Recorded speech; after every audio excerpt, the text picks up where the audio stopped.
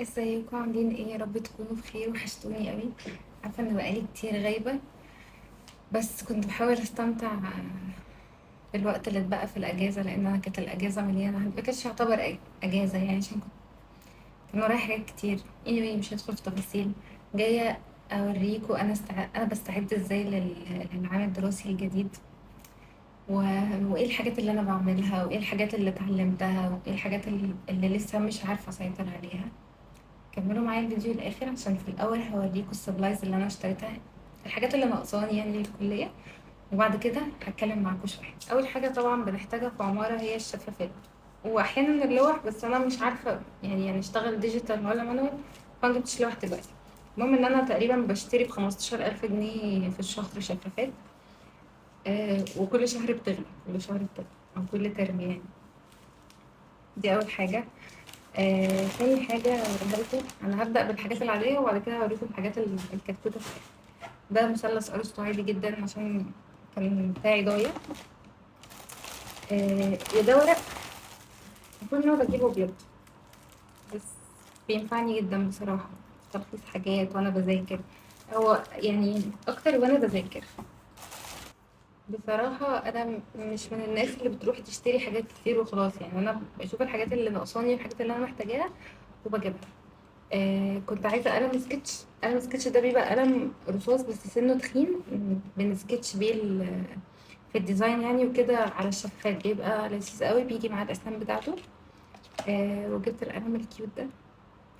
الأقلام ال- القلم ده يعني ما بيبقاش عملي قوي، بس بيبقى لذيذ، يعني شكله كيوت. جايبة معايا ده عادي عشان ده قلمي المفضل. جايبة بقى ده ايه؟ ده برجل، عشان بتاعي برضه ضايع. مش عارفة هستخدمه السنة دي ولا لأ، بس شكله عجبني، شكله كيوت، فقررت أجيبه. نيجي لأهم حاجة، هي النوتس. النوتس دي بتنفع في عمارة جدا، علشان احنا في أغلب السكاشن والمحاضرات يعني، وخصوصا الديزاين، احنا ما بنبقاش بنكتب كلام كتير، يعني هي بتبقى معلومات صغيرة، وأغلب الوقت بتبقى أرقام، يعني أبعاد حاجة، مقاسات حاجة، مش عارف ايه. فدي بتنفعني في المواد بتاعة تخصص عمارة. أنا بقى عندي الترم ده مواد جنرال كتير، آه، في إحصاء وفي حاجات غريبة كده، فجايبة لها الكشكول ده. كتكوت قوي. مكتوب عليه ربما الأسباب هيئت والخير قريب. كتكوت قوي. جبت الستيكي نوتس دي. بصراحة أنا بجيبها كتير وأغلب الوقت ما بستخدمهاش في حاجة، بس حاساها كتكوت. وجبت الشنطة دي علشان أنا المثلثات بتاعتي والمساطر بتبقى كبيرة، مبتدخلش ولا شنطة من عندي. جبت الشنطة التوتي باج دي، اللي بابا وماما دايما بيتريقوا عليها ويقولوا لي شنطة سوق، بس أنا بحبها. كتكوتة وهتاخد حاجتين. بصراحة ما كنتش محتاجة حاجة تانية، يعني عندي كل حاجة الحمد لله يعني. ندخل بقى في الموضوع الأساسي بتاعنا، وهو إزاي نستعد للترم الجديد أو للسنة الجديدة يعني. أول حاجة بعملها سواء في بداية آه، الترم، في بداية الامتحانات، في بداية أي حاجة المفروض أنا داخلة عليها حاسة إن أنا مثلا هبقى مضغوطة أو محتاجة إن أنا، فاهمين قصدي أكيد، وهي إن أنا لازم بروق حواليا. الأوضة كلها تكون نظيفة، المكتب لو فيه كراكيب أشيلها، التسريحة، المكتبة، البيئة المحيطة بيا تكون رايقة جدا، بحيث إن أنا مثلا راجعة من الكلية عينيا جت على حاجة، أنا أبقى مرتاحة، صاحية من النوم مرتاحة، قاعدة بذاكر مرتاحة يعني. تبقى يعني ايه لما تشوف مثلا مكان، لو انت مش مروق الأوضة بصيت عليه انت في نص مذاكرتك هتلاقي نفسك مقفول، اتشتت. فأول حاجة بعملها إن أنا بروق كل حاجة حواليا، وبما إني عايشة لوحدي فأنا عملت الشقة كلها. تاني حاجة، وهي إن أنا مقررة، يعني أنا ما عملتش ده بس مقررة، إنه أنا كان اللي بيكسلني قوي الصبح إن أنا ما أروحش الكلية، إنه أنا لما كنت ببقى صاحية ببقى قاعدة بفكر أنا هلبس إيه، طب اللبس محتاج يتكوي، فكنت أوقات كتير جدا بكسل وأنام. أنا أصلا معروفة بين أصحابي إن أنا ما بروحش الكلية أصلا، لو اللي هو انا لو نزلت اسبوع دي بتبقى معجزه بالنسبه لي. فاللي هو انا قررت ان انا قبلها بيوم، يعني انا صباح عندي كليه، انا هكون مجهزه لبسي كوياه مجهزاه، فكرة بقى ان انا اصحى قبل المحاضرة مثلا او قبل ميعادي بساعة، دي كانت اوحش حاجة بعملها في حياتي. انا المسافة ما بيني وما بين الكلية مش كبيرة، حرفيا لما كنت بصحى قبل الميعاد بساعة كنت بحس ان انا متسربعة واحيانا اللي هو لما بقوم اصلا افكر ان انا لسه ساعة بس، طب انا هلحق اصلي، طب انا هلحق افطر، طب انا هلحق البس، طب انا مش عارفه هعمل ايه. فكنت دايما ببقى نازله مش طايقه نفسي من ان انا حاسه ان انا متاخره، وانا ما بحبش احس ان انا متاخره. يعني انا معروفه ان انا بحب اظبط مواعيدي، بس انا الصحيان بدري في مشكله ما بيني وما بينه. المهم انه انا قررت اصحى، يعني بما اني برضو عايشه لوحدي فانا كنت بصحى وهو موجوده، ربنا يرجعها بالسلامه يا رب. كانت بتبقى عامله لي الفطار، كويه لي لبسي، بس انا دلوقتي عايشه لوحدي فانا اللي بعمل كل ده. فانا قررت ان انا هنجهز لبسنا من بالليل. انا بقول الكلام ده علشان انا ليا صحابي كتير قاعدين بعيد عن اهاليهم، علشان المسافه يعني اخدين سكن يعني، فكانوا بيصعبوا عليا قوي في الاول لحد ما جربت العيشه بتاعتهم، يعني ان انا عايشه لوحدي بعمل كل حاجه. فدي حاجات كويسة ليهم قوي ان انتوا تبقوا مجهزين مثلا لبسكم بالليل، تصحوا قبل الميعاد بشوية عشان تلحقوا تفطروا نفسكم. كمان نقطة مهمة جدا انا بعملها وهتساعدهم ان هما، طبيعي احنا بنرجع من الكلية بنبقى مش قادرين نعمل حاجة، بس غصب عننا احنا محتاجين نعمل اكل لنفسنا، فانتي تبقي مجهزة مثلا حاجتك من بالليل. يعني احنا داخلين في الشتاء فالاكل هيستحمل، يعني لو احنا في الصيف هقولك لا ما تتبليش مثلا الفراخ من بالليل، ما تعمليش كذا، ما تطلعيش كذا. لكن احنا داخلين على جو لذيذ شويه، فهيبقى سهل ان انتي تحضري من قبلها بيوم بحيث ان انتي ترجعي من الكليه آه تسوي الاكل على طول. ربنا يكون في عونهم، والله الموضوع صعب قوي. ملخص الحاجات اللي انا قلتها ان هو انتي تكوني مروقة حواليكي، الدنيا حواليكي هادية، ان انتي تجهزي حاجتك من بالليل عشان ما تبقيش صاحية حاسة انك متسربعة.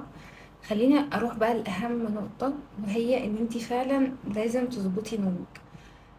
عندنا في عمارة صعبة قوي ان انت تجمع في اليوم 8 ساعات تنام، ده من سبع المستحيلات طول الترم. يعني انا افتكر السنة اللي فاتت انا حرفيا في اليوم كنت بنام 3 ساعات، وانا مش من النوع اللي بيجي ينام في نص اليوم. وكمان احنا ما عندناش الاوبشن ده عشان بيبقى عندنا حاجات كتير، انا مش ببالغ، ده بجد فعلا. بس فكرة ان انتي تظبطي مواعيد نومك، يعني انتي جسمك محتاج ينام بالليل. آه وزي ما قلت لكم فكرة ان احنا نصحى قبل البتاع قبل الميعاد بحاجة بسيطة، دي بتبقى مرهقة جدا، وبتبقي قايمة مش، انت اصلا بتروحي تقعدي في المحاضرة انت مش عارفة تجمعي انت فين، مين الناس اللي حواليك، انت مين اصلا. فدي من اهم الحاجات. من اهم الحاجات بقى، وهي حقيقي الصلاة. الصلاة هي اللي بتنظم كل حاجة في الحياة. يعني فكرة ان انت تنظم وقتك دي ما بتتعملش غير لما انت تنتظم في صلاتك. انا لما مثلا ببقى بعمل حاجة والاذان اذن، واقول مثلا هكمل الحاجة اللي في ايدي واقوم، انا عمري ما هعرف اعملها بشكل كويس الا لو قمت صليت ورجعت. كذا مرة حسيت بفرق رهيب ان انا مثلا الاذان اذن وانا قعدت كملت اللي انا عاملاه، انا في دماغي ان انا عايزه اقوم اعمل حاجه، فانا يمكن كروت الحاجه اللي في ايديا. على عكس ان انا مثلا لما كنت بقوم اصلي وارجع اكمل الحاجه دي، انا ببقى راجعه، انت كنت دلوقتي بتتكلم مع ربنا، فانت بعد الصلاه بتهدى، تبقى تبقى كويس واحساسك كويس، فبتيجي تكمل شغلك بتلاقي ان ربنا مبارك لك في شغلك ده اصلا. فهو عموما بدايه اي حاجه هي الصلاه، دي حاجه مفيش اتنين يختلفوا عليها. حتى لو احنا في الكلية، يعني انا مثلا بحكم كليتي انا برجع عادي قبل العصر اوقات يعني. فاللي هو بلحق الدور في البيت، لان احنا محاضراتنا بتبقى ورا بعض ورا بعض. بس انتوا لو في مجال ان انتوا تصلوا في الكلية ما تتأخروش. اكتر حاجة مش كويسة هي جمع الصلوات. طبيعي هيبقى في ايام غصب عننا، بس في ايام هيبقى لو فكرت كويس هتلاقي ان هو متاح ان انت تقوم تتوضى وتروح تصلي، وهتلاقي وقت وهتلاقي مكان تتوضى فيه. متأخروش الصلاة وما تجمعوش الصلاة على قد ما تقدروا. خليني اقول لكم على حاجة حلوة انا بعملها، وبصراحة باجي في نهاية الاسبوع وبحس ان انا، يعني بحس ان انا عايزة اكافئ نفسي. انا عندي سبورة صغيرة ورايا هنا، هي مش صغيرة قوي يعني، هي قد كده، دي وش وضهر. انا في الوش احنا طبيعي بيبقى عندنا 5 ايام في الاسبوع بننزل الكليه، احنا في ال5 ايام بنبقى بنسلم حاجات، ده طبيعي جدا. فانا في وش للسبوره بكتب ان انا مثلا يوم الاحد هسلم كذا، يوم الاثنين هسلم كذا، يوم الثلاث وهكذا. وفي الظهر بكتب ان انا المفروض آه التاسك ده مثلا هاخده يوم الجمعه من كذا لكذا، التاسك الفلاني ياخده من وقت كذا لوقت كذا، بحيث ان انا قبل كل يوم اكون مخلصاه، بحيث ان انا ما احسش ان الدنيا مبهوقه عندي، ان انا عارفه انا المفروض ده اخلصه امتى، عارفه المفروض ده هياخد وقت قد ايه، هو اشتغل فيه امتى واخلصه امتى، وده هيتسلم امتى. مع كل حاجه بخلصها بعمل على جنبها علامه صح. في حاجات غصب عني طبعا بتتسوف، وخليني اقول لكم ان التسويف ده من اوحش الحاجات في الدنيا. انا عملت فيديو عن ازاي نعالج التسويف، وانزلوا تحت شويه هتلاقوه، شوفوه حلو. مع كل حاجه بعملها يعني بعمل علامه صح. والحاجات اللي بتتسوف انا في نفس السبوره ما بمسحش اي حاجه، انا طول الاسبوع ما بمسحش اي حاجه، بقوم كاتبه ان ده جنبها ان ده ما اتعملش، واقوم عامله سهم كده ان ده هيترحل لليوم اللي بعده من وقت كذا لكذا. ده بيجي على البريك بتاعي، وبيجي على وقتي مع اصحابي، مع وقتي مع اهلي ايا كان يعني. بس انا اللي عملت كده، انا سوفت حاجه، فانا مضطره استحمل ان انا سوفت حاجه. الموضوع ده بيفرق معايا جدا من ان انا زي ما قلت لكم انا منظمه كل حاجه، عارفه ده امتى وده هيتسلم امتى وده هيتعمل امتى. وبصراحه لما باجي في اخر الاسبوع واشوف ان انا عملت ايه ومعلمه صح جنب ايه، واشوف انا انجزت قد ايه الاسبوع ده، ببقى مبسوطة من نفسي ان انا عملت كل الحاجات دي وان انا ازاي قدرت اعملها. فبحس بقى ان انا يعني يوم الخميس ده لازم يبقى مش كله طبعا عشان ده مش اوبشن برضو عندنا، بس على الاقل ان انا هتفرج على حاجة بحبها، اروح اجيب حاجة حلوة اعملها كلها، هخرج. اخرج دي بتبقى صعبة شوية برضو عندنا، بس اروح لاخواتي، اي حاجة يعني. فدي اكتر نقطة بجد بتريح في تنظيم الوقت. في حاجة بقى أعتقد إن كلنا بنعملها، وهي إن إحنا يعني نوعا ما بنفضل نتمرقع، واللي هو مثلا سواء في المشاريع أو التسليمات أو حتى المذاكرة، زي ما قلت لكم بنسوف، أو اللي هو بنبقى واخدينها إنه خلاص قبل الامتحان أو نعمل، وبنيجي بقى إيه نندم في الآخر إن إحنا ما ذاكرناش، إن إحنا زنقنا نفسنا في التسليم، زنقنا نفسنا في المشروع.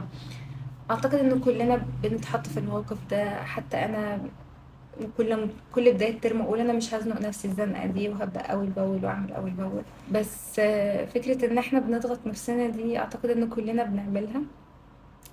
فلما جيت أفكر مع نفسي إنه أنتي بتحسي بإيه في نهاية الترم، إن أنتي زنقتي نفسك أو أخرتي نفسك في حاجة، أو إن أنتي ما عملتيش اللي عليكي من الأول، بنحس بندم. وأحيانا بيبقى ندم كبير، وبتضغطي نفسك بقى في الآخر. ففكرت اللي هو ليه، يعني ليه اخلي ان انا احس ان انا ندمانه على حاجه، او احس ان انا زعلانه ان انا ما عملتش حاجه؟ فليه ما ابداهاش من الاول كويس؟ آه احنا جايين الدنيا نسعى ونتعب، الدنيا دار شقاء، فاحنا مضطرين ان احنا نتعب ونسعى في حياتنا. يعني بعيدا عن ده احنا مش ناسيين الهدف الاساسي اللي احنا اتخلقنا علشانه، بس احنا برضو بنسعى في طريق العلم والحاجات دي. فاللي هو لما جيت افكر انه لو انتي بدأتيها كويس من الاول ومشيتي مع مثلا الجدول اللي الدكاترة عاملينه، او ان انتي مثلا تخلصي اول باول، او المشروع ان انتي تحاولي تسرعي فيه، ما تزنقيش نفسك زي كل مرة.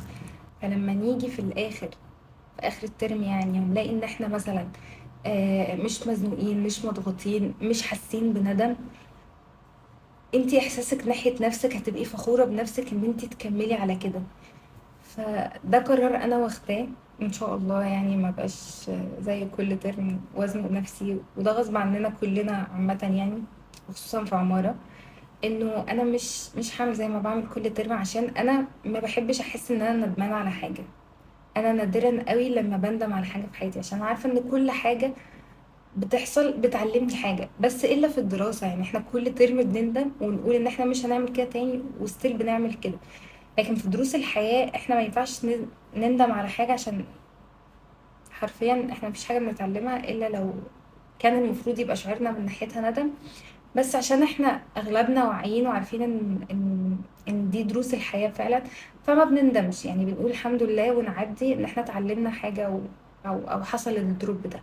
بس فكرة ان انا مثلا في رابعة دلوقتي وبقالي 3 سنين بيحصل معايا نفس الدروب وانا بعيده، فلا احنا ستوب بقى، احنا محتاجين نفوق ونعرف انه احنا لازم نظبط النقطة دي. فزي ما قلت لكم ان انا قررت ما اسوفش، ما اضغطش نفسي علشان، يعني ما اضغطش نفسي في نهاية الترم او اجل حاجة علشان ما احسش احساس الندم، علشان انا ما بحبش الاحساس ده، ما اظنش ان حد بيحبه. فاتمنى ان انتوا تاخدوا نفس القرار وتبقوا مصرين عليه وتعملوه وتدخلوا كده في تحدي مع نفسكم، وشوفوا هتبقوا حاسين بايه في الاخر. يعني حاسين ان انتوا فخورين بنفسكم ان انتوا اتغيرتوا في نقطة، ما بقيتوش بتسوفوا، ما بقيتوش كسولين. حاسة ان النقطة دي هتبقى حلوة قوي لو اتغيرت فينا كلنا عموما او فيا انا. بصراحة انا ما كنتش مجهزة الفيديو ده، وحرفيا انا بصوره ونازلة الكلية بكرة وشارية الحاجات دي النهاردة. آه، كان نفسي اعمله لكم من فترة عشان يبقى عندي كلام اكتر وعندي وقت اكتر اعمله، بس انا ما كنتش فاضية خالص. فالكلام سريع وتخاطيف كده. آه، عايزة اقول لكم على حاجة اخيرة، انه اول حاجة توكلوا على الله وصفوا نيتكم. وبلاش، يعني واحنا شغالين في الترم والدراسة والحاجات دي، بلاش فكرة ان انتي تبقي، مش عايزة اقولها بشكل مش كويس، بس خليكي صافية وهينة ولينة كده، انه ما تبخليش على حد بمعلومة. خليكي متعاونة مع كله. الموضوع ده وحش قوي حواليا من ناس كتير، بس انا عندي صحابي ما شاء الله، يعني النقطة دي كويسة جدا، ربنا يحفظهم، وفيهم شوية عيال كده زي السكر. ربنا يوفقهم والله، بجد من تصرفاتهم واللي هما بيعملوه انا يعني بدعي لهم من نفسي كده، اللي هو ممكن ابقى بصلي في وقت وافتكر موقف سبحان الله هم عملوه، فبجد بدعي لهم. بس بتكلم في العموم انه بلاش النوايا الوحشة دي، بلاش تبقي خبيثة. يعني احنا مش في سباق، يعني مش شايفة فكرة ان انتي تبقي بتفكري ان انتي عايزة تسبقي دي وتبقي احسن من دي. كلنا كويسين، فكرة ان انتي تدخلي نفسك في مقارنة مع حد، فليه؟ انتي كويسة في حاجة، هي كويسة في حاجة، انا كويسة في حاجة. النقطة اللي عندك ومش عندي، انا مش هبص ان انا عندي نقص مثلا وان انتي ليه ازيد مني. لا، انا هبص ان انا مثلا انا مش كويسة في النقطة دي عشان انا ما اتقنتش النقطة دي. يعني خليكوا كده، انا برضو عاملة فيديو على الحتة دي كويسة، ممكن تبقوا تشوفوه برضو. انا هقول لكم في الفيديو ده تروحوا ترجعوا تشوفوا كل الفيديوهات اللي ورا. زي ما قلت ان انتوا خليكوا كويسين مع بعض ومتعاونين. كلها سنة مثلا ولا سنتين ولا ايا كان 4 سنين، ومش هتشوفوا بعض تاني والدنيا هتلهيكوا. ف فخليكوا كويسين مع بعض يعني عشان نبقى سايبين ذكرى حلوة لبعض، ان هو مثلا لما العمر يعدي بينا وقابلك مثلا افتكر لك الحاجات الحلوة اللي كنتي بتعمليها. اخر حاجة هقولها لكم انه توكلوا على الله و... وخدوها بهدوء، متضغطوش نفسكم. استمتعوا بأيام الكلية، هي أحلى من ثانوي، وأي حد يقول إن ثانوي أحلى يبقى كداب. آه، وإن شاء الله هيكون ترم جميل وسنة لذيذة وخفيفة، واللي هيتخرج هيتخرج واللي لسه داخل هيتخرج برضو. يعني الأيام بتعدي، أنا مش متخيلة إن أنا في رابعة كلية. أنا حاسة إن أنا لسه داخلة الكلية من يومين. أنا لسه فاكرة أول يوم أنا دخلت فيه الكلية. آه، ربنا يوفقنا جميعا وإن شاء الله يكون ترم لذيذ علينا كلنا، وما تنسوش تدعولي.